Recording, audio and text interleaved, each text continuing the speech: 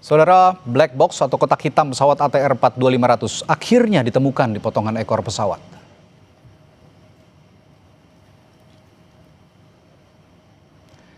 Sejak ditemukan pada pukul 11 siang, black box kini sedang dibawa ke posko Tompo Bulu. Kondisi fisik black box kemungkinan besar ditemukan utuh sehingga kuat dugaan data-data yang merekam data penerbangan dan komunikasi di kokpit pesawat akan dapat dibaca. Selain black box, tim juga temukan kokpit voice recorder atau percakapan pilot dan kopilot selama penerbangan.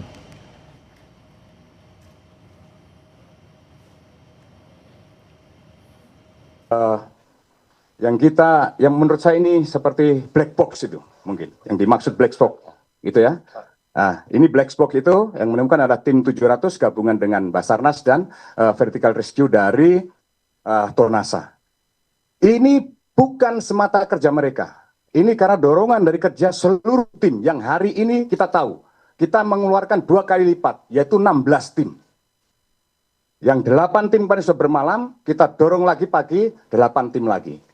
Mudah-mudahan kita mendapatkan kabar baik untuk bisa mendapatkan, mohon maaf, korban mungkin. Karena itu tujuan kita selanjutnya setelah black box ini kita temukan. Kita tetap akan berjuang untuk melanjutkan pencarian sampai dengan ada perintah dari komando atas. Sementara itu jenazah korban kecelakaan pesawat ATR 42500 Florencia Lolita Wibisono diserahkan kepada keluarga usai proses identifikasi dinyatakan selesai. Pihak keluarga menyampaikan jenazah akan segera dibawa ke Jakarta untuk proses pemakaman. Keluarga juga mengucapkan terima kasih kepada tim SAR gabungan, tim medis, serta seluruh pihak yang telah bekerja keras sejak proses pencarian hingga identifikasi korban. Keluarga berharap upaya pencarian dapat terus dilanjutkan agar korban lainnya yang masih belum ditemukan dapat segera dievakuasi dan diserahkan kepada keluarga. Angkasa Pura dan menggunakan handling yang ada yang sudah usaha keras untuk menemukan adik kami. Mengucap syukur buat apa yang sudah dikerjakan bagi kami sehingga adik kami bisa ditemukan, sehingga hari ini bisa juga udah ditutup petinya sehingga kami akan segera bawa ke Jakarta. Terus berdoa buat yang lain juga, kasih kekuatan juga sama seperti kami dan juga bisa segera ditemukan sehingga kita semua bisa kembali ke tempat kami masing-masing dengan membawa baik saudara kerabat kami yang ada. Jenazah Florencia Lolita Wibisono teridentifikasi setelah 2 ciri primer, yaitu sidik jari jempol tangan kiri dan data gigi korban, serta 1 ciri sekunder, yaitu pakaian, name tag, dan sepatu cocok dengan data antemortem korban. Florencia merupakan korban kedua yang ditemukan dan pertama tiba di Bitdokes Polda Sulawesi Selatan.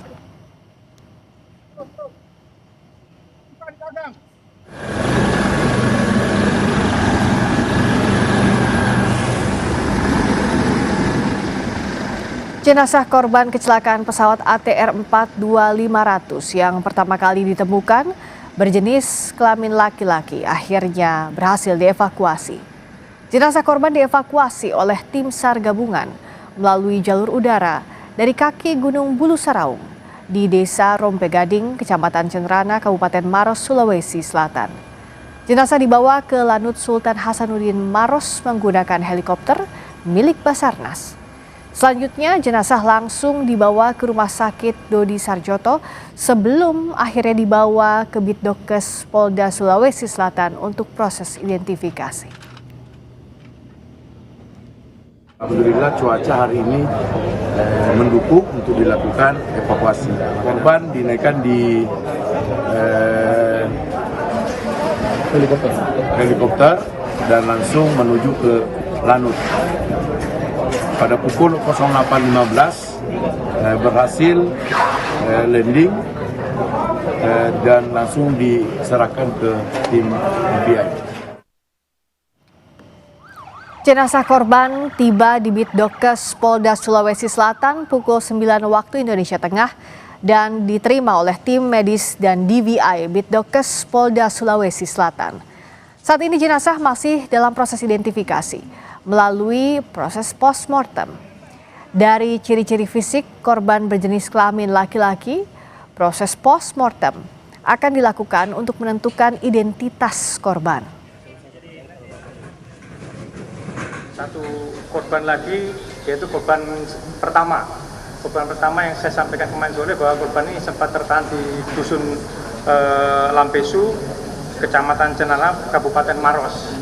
Jadi kemarin siang yang bersangkutan sudah kita geser. Jadi korban ini yang jatuh berada di kedalaman jurang 250 meter.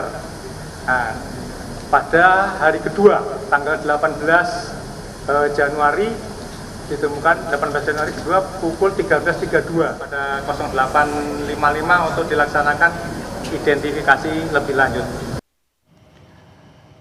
Perkembangan terkini dari insiden kecelakaan pesawat ATR 42500 di Gunung Bulu Saraung, Pangkep, Sulawesi Selatan, kita tanyakan langsung pada jurnalis Kompas TV Gufron Lamataha dan juru kamera Rama Pratama. Gufron, apakah kotak hitam atau black box yang sudah diserahkan ke KNKT ini sudah diinvestigasi langsung untuk mengetahui penyebab kecelakaan? Ya, untuk penyerahan black box yang tadi juga belum lama ini diterima oleh tim di Posko Pangkep Sulawesi Selatan ini memang belum mendapatkan verifikasi secara langsung dari tim KNKT secara fisik. Karena memang untuk sementara black box masih berada di tim Posko, nanti beberapa saat lagi kemudian nanti akan dibawa ke Makassar ataupun juga langsung diverifikasi oleh tim KNKT secara fisik.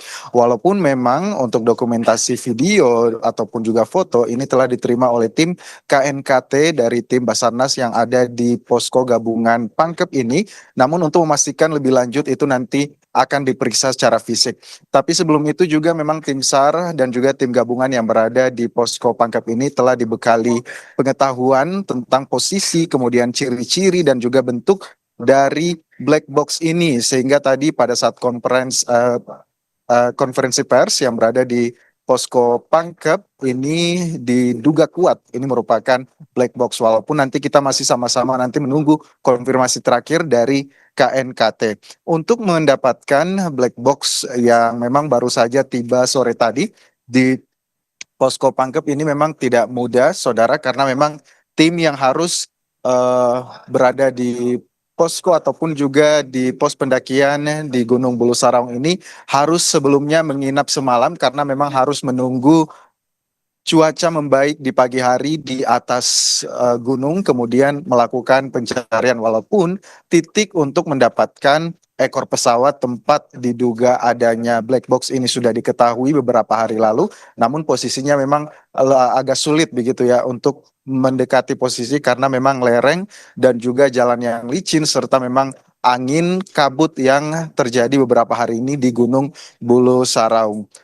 Temuan kotak hitam ini juga nanti akan dibawa kemudian diklarifikasi oleh KNKT, dianalisa apa yang menjadi data recorder selama percakapan antara pilot dan juga co-pilot selama perjalanan ataupun juga penerbangan dari Yogyakarta ke Makassar, dan juga dari situlah nanti kita akan sama-sama mengetahui apa kiranya penyebab terjadi kecelakaan pesawat ATR 42500. Selain temuan black box tadi juga pada saat press conference ini juga ditemukan beberapa dokumen milik korban, salah satunya milik Farhan yang merupakan co-pilot dari pesawat ATR 42500, terus kemudian juga ada beberapa paspor, kemudian juga ada laptop yang justru ini masih berfungsi pada saat konferensi pers tadi, laptopnya masih menyala dan juga masih berfungsi dengan baik. Kemudian juga untuk jenazah ataupun juga pencarian evakuasi yang dilakukan oleh tim SAR ini, sejauh ini sudah ada 2 korban yang telah ditemukan. Korban kedua berjenis kelamin perempuan ini terakhir telah dikonfirmasi merupakan penumpang atas nama Florencia Wibisono. Kembali ke Anda. Ini tadi Anda mengatakan sudah ada 2 korban yang sejauh ini sudah ditemukan oleh tim SAR begitu ya. Tapi sejauh ini masih ada 8 korban lain yang mana keluarga dan kerabat mereka masih menanti kabar dari 8 korban jatuhnya pesawat ATR 42500 ini. Pertanyaan saya, bagaimana tim gabungan mengerahkan strateginya dan apa strategi yang sudah dikembangkan untuk terus mencari ke-8 korban yang masih belum ditemukan ini, Gufron? Betul, strategi sejauh ini memang terus berkembang. Kalau hari-hari awal ataupun juga hari pertama dan kedua, yang dilakukan oleh tim itu adalah naik pagi terus kemudian menjelang malam itu harus sudah berada di posko. Jadi memang naik hanya beberapa jam terus kemudian berada di puncak, hanya mencari kurang lebih punya waktu 2 hingga 3 jam terus kemudian menyimpan waktu untuk bisa menelusuri lereng kembali ke posko. Kemudian ada strategi baru yang diterapkan, yaitu tiap pagi tim yang nantinya akan naik ke posko ataupun juga ke puncak Gunung Bulu Saraung di posko 9 itu diwajibkan untuk menginap semalam, terus kemudian juga nanti melakukan pencarian ataupun evakuasi di pagi harinya hingga siang menjelang sore, barulah mereka bisa pulang ke posko sehingga bisa memaksimalkan dan juga tidak membuang-buang waktu pulang pergi naik Gunung Bulu Saraung. Selain itu juga ada mereka telah drone thermal jika nanti memang cuaca membaik selama melakukan pencarian dan juga evakuasi seperti itu, karena memang drone thermal ini diharapkan bisa mengidentifikasi tanda-tanda kehidupan di Gunung Bulu Saraung. Kembali ke Anda. Oke, tadi ada strategi baru soal pergantian shift ya, atau penambahan shift tadi untuk pencarian korban dan juga drone thermal yang dikerahkan untuk mencari kemungkinan korban yang mungkin saja masih dalam keadaan hidup. Terima kasih Gufron Lomataham melaporkan langsung dari Pangkep, Sulawesi Selatan.